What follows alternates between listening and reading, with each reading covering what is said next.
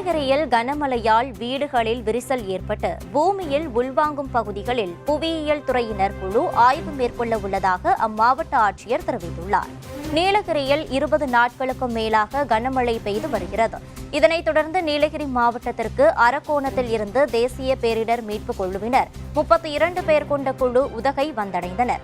இதனைத் தொடர்ந்து இன்று உதகையில் மாவட்ட ஆட்சியர் அலுவலக வளாகத்தில் தேசிய பேரிடர் மீட்புக் குழுவினர் கொண்டு வந்துள்ள மீட்பு பணிகளுக்கான உபகரணங்களை மாவட்ட ஆட்சித்தலைவர் லட்சுமி பவ்யா பார்வையிட்டார். அப்போது நிலச்சரிவு ஏற்படக்கூடிய வாய்ப்புகள் உள்ள இடங்களில் முன்னெச்சரிக்கை நடவடிக்கையாக ஆய்வு மேற்கொள்ள சென்னையிலிருந்து புவியியல் துறையினர் குழு வருகை தர உள்ளதாக அவர் தெரிவித்தார்.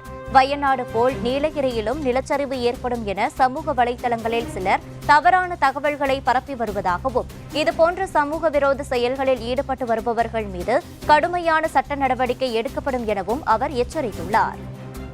கேள்விப்பட்டேன், சில ரூமர்ஸ் ஸ்ப்ரெட் ஆகிட்டு இருக்கு டிஃப்ரெண்ட் சோஷியல் மீடியாவில்.